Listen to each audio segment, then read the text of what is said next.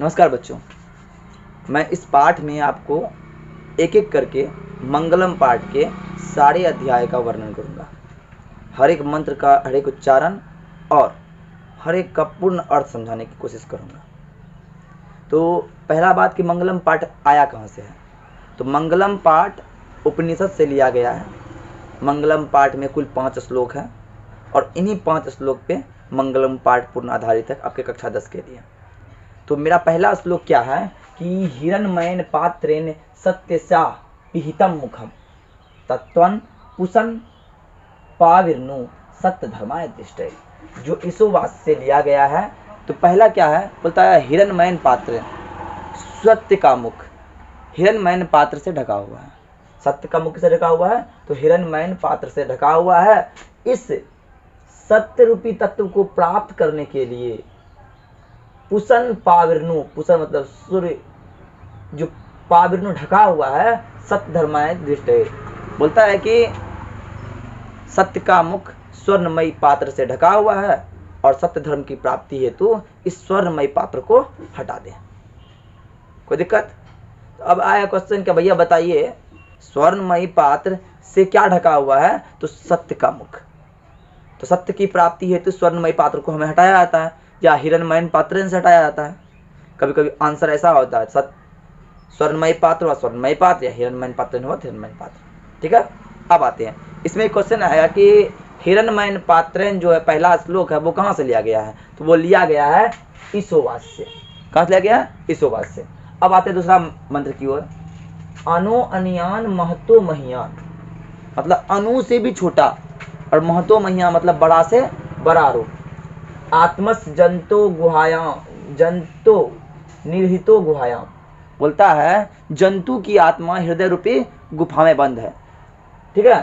ताम क्रतु पश्यति वीत शोको धातु प्रसादनम महिमान मातनम, कहता है जो अनु से छोटा है और बड़ा से बड़ा रूप में है वो कौन है? आत्मा, जो जंतु के हृदय रूपी गुफा में बंद है। और क्या करते हैं विद्वान लोग, महापुरुष लोग इस सत्य की खोज में, अपने आत्मा की खोज में परम रूपी परमात्मा की ओर हमेशा अग्रसर रहते हैं। तो अब क्वेश्चन बनता है इसमें कि बड़ा से बड़ा कौन है। तो बड़ा से बड़ा कौन है? तो आत्मा है। और छोटा छोटा कौन है? तो आत्मा है। ठीक है। अब बोल दिया भैया कि बताइए कि ये जो अनु अनियान महतो महियान श्लोक है कहाँ से लिया गया है। तो ये लिया गया है कंठ उपनिषद से। कहाँ से लिया गया है? कंठ उपनिषद से। अब इसका तीसरे श्लोक पे हम आएंगे। तो हम तीसरे श्लोक पे आते हैं। तीसरा श्लोक है कि सत्यमेव जयते नान्यतम सत्येन पंथा विदतो देवयाना येनाक्रमण नित्यस्यो हप्त कामा यत्र तत्र सत्यस परम निधानम। अर्थ है कि सत्य की जीत होती है। सत्यमेव जयते नान्यतम, सत्य की जीत होती है और झूठ की अजीत होती है, झूठ की हार होती है। और सत्येन पंथा वित्तो देवयाना, सत्य के द्वारा ही देवलोक का मार्ग प्रशस्त होता है। एनाक्रमण हप्त कामा यत्र तत्र हप्त कामा यत्र तत् सत्यस परम। इसलिए क्या करते हैं विद्वान लोग, श्रेष्ठ लोग सत्य की प्राप्ति हेतु, इस ब्रह्मा की प्राप्ति हेतु, देव की प्राप्ति हेतु इस सत्य के मार्ग पर अग्रसर होते हैं, चलते रहते हैं। तो अब प्रश्न क्या बनता है बताइए। पहला बात है कि सत्य किसकी जीत होती है? सत्य की। किसकी हार होती है? तो असत्य की। ठीक है। अब प्रश्न बनेगा कि सत्यमेव जयते नान्यतम जो है कहाँ से लिया गया है। तो ये भी उपनिषद से लिया गया है, लेकिन कहाँ से? मुंडक उपनिषद से। कहाँ से लिया गया है? मुंडक उपनिषद से। तो आप इस श्लोक को याद रखें। अगला श्लोक है अत नद अस्मंदमाना समुद्रे। ठीक है, इस पर हम चर्चा करेंगे। हमारा चौथा श्लोक है कि यथा नद अस्मंदमाना समुद्रे अस्तम गच्छन्ति नाम रूप विहाय तथा विद्यमान नाम रूपाद विमुक्ता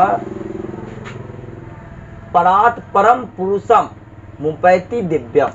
कहता है जिस प्रकार समस्त नदियों का जल अपने नाम रूप को छोड़ देती है और जाकर समुद्र में मिलती है, उसी प्रकार विद्वान लोग, विद्वान पुरुष अपने नाम रूप का उतना अहंकार नहीं रखते वो उसे त्याग देते हैं और परम रूपी परमात्मा में एकाकार हो जाते हैं।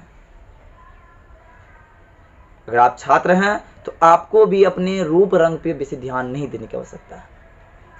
आप भी अपने किताबों को अपना परमात्मा मान लीजिए और उसमें एकाकार हो जाइए और सफलता इसलिए आपको 100% मिलेगी।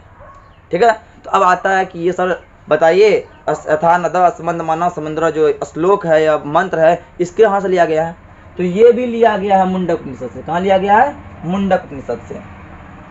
तो अब प्रश्न बनता है कि बताइए कि कौन अपने नाम रूप को छोड़कर समुद्र में जा गिरती है? तो नदी क्या करती है? अपने नाम रूप को छोड़कर समुद्र में मिल जाती है। गंगा हो, सतलज हो, कोसी हो, सब नदी जा कहाँ मिलती है? बंगाल की खाड़ी के पास मिल जाती है। तब वो कोई गंगा, कोई यमुना, कोई सरस्वती नहीं रहता, सब समुद्र बन जाता है। तो उसी प्रकार आप छात्र को भी अपने जीवन में बेसी रूप रंग इस पे ध्यान देने की आवश्यकता नहीं है। ठीक है, आपको अपने आप में अपने किताब से प्रेम कीजिए, था प्रेम कीजिए, जैसे रसखान कृष्ण से किया था वैसा प्रेम। ठीक है, चलिए तो अब मेरा चौथा श्लोक खत्म है। अब 5वां श्लोक की ओर आते हैं। 5वां श्लोक क्या है मेरा?